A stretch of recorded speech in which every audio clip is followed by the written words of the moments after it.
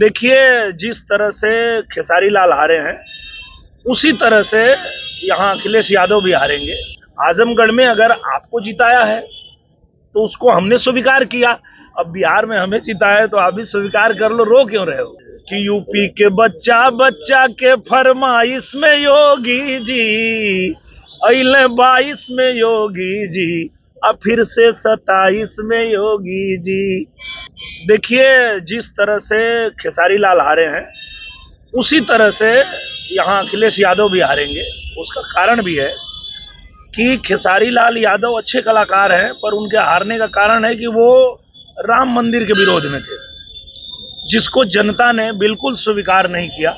जनता ने कहा कि नहीं, राम मंदिर है यूपी में, उससे कुछ लेना देना उस चुनाव का नहीं था। लेकिन वो बिना वजह, हम बार बार उनको समझा रहे थे, हम कोशिश कर रहे थे कि रुक जाओ भैया, मत बोलो, वो विषय नहीं है, बिहार चुनाव का वो मुद्दा नहीं है, क्यों उस पर पड़ रहे हो?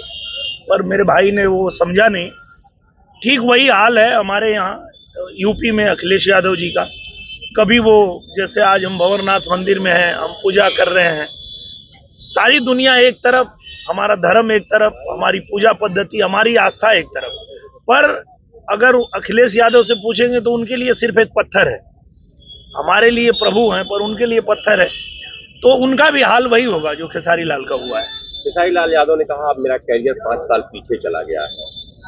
ये जो कलाकार का एक कैरियर होता है, क्या इससे भी कुछ कहना चाहिए आप? तो ये तो पहले सोचना चाहिए ना, राजनीति में आने से पहले सोचना चाहिए। देखिए, कलाकार हम लोग हैं, वो अपने परिवार के लिए या हम अपने परिवार के लिए अपना कोई काम करते हैं, किसी भी क्षेत्र में काम करते हैं, वो अलग विषय है। राजनीति में जब आते हैं तो हम समाज के लिए आते हैं, समाज की सेवा के लिए आते हैं। तो जब वो आ चुके हैं तो अब ये सब उनको नहीं सोचना चाहिए। हम लोग भी तो आजमगढ़ से आ रहे हैं, पर आजमगढ़ के लिए काम कर रहे हैं। तो उनको मेरी यही सलाह है, एक बड़े भाई होने के नाते, कि आप जब राजनीति में आ गए हैं तो अब सेवा करिए। आपने ही कहा कि आप विधायक बनने नहीं आए थे, आप सेवा करने आए थे, तो सेवा करिए, क्या चिंता है? हम नहीं हैं सांसद, सेवा कर रहे हैं आजमगढ़ की। आजमगढ़ में बैठे हैं, आजमगढ़ में रिंग रोड बनवा रहे हैं, आजमगढ़ में नई रेल लेके आए हैं, आजमगढ़ की नई रेलवे लाइन पे काम करवा रहे हैं। आजमगढ़ का जो भी काम है वो हम कर रहे हैं यहाँ पे। तो जीत हार अपने जगह पे है। अगर आपकी नीयत है सेवा करने की तो आप करिए, और उनको सेवा करना चाहिए। आजमगढ़ में जैसे हम लोग कर रहे हैं वैसे उनको छपरा में करना चाहिए।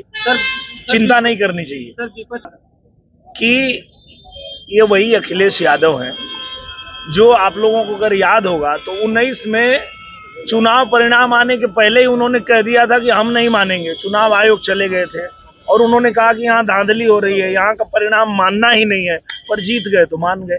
तो मैं वही कह रहा हूँ, इन लोगों का चरित्र ही यही है कि ये जब जीत जाएंगे तो सब ठीक है, हार जाएंगे तो सब खराब है, ईवीएम खराब है, फिर वोट चोरी हो जाती है, सब कुछ हो जाता है। तो उनसे पूछो ना कि आजमगढ़ में कैसे जीते, वोट चोरी करके जीते हो क्या? ये प्रक्रिया जो होती है वो एकदम साफ सुथरी होती है। जहां जिसको जनादेश मिलता है, जहां जिसको लोग चाहते हैं उसको जिताते हैं। आजमगढ़ में अगर आपको जिताया है तो उसको हमने स्वीकार किया, अब बिहार में हमें जिताया है तो आप भी स्वीकार कर लो, रो क्यों रहे हो?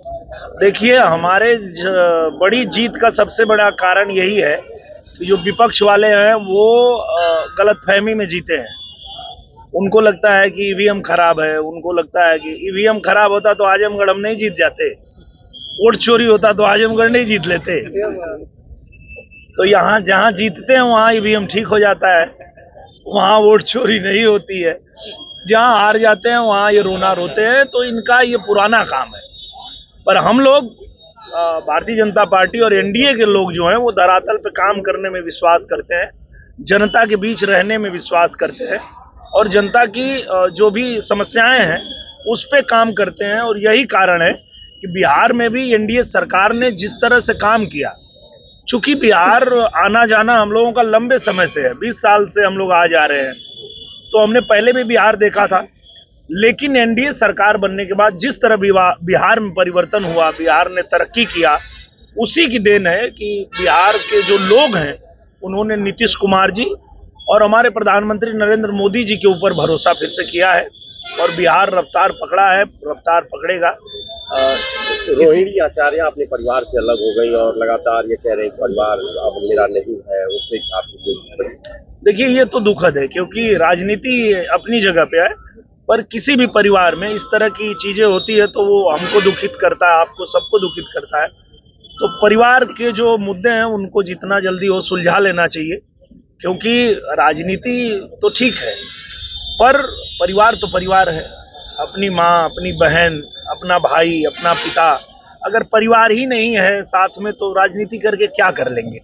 तो मुझे लगता है उसका तो मुझे भी खेद है, दुख है, क्योंकि मैं उस परिवार से भी जुड़ा हुआ हूँ। मैं आदरणीय लालू जी से भी आशीर्वाद लेता रहता हूँ जब भी उनसे मिलता हूँ।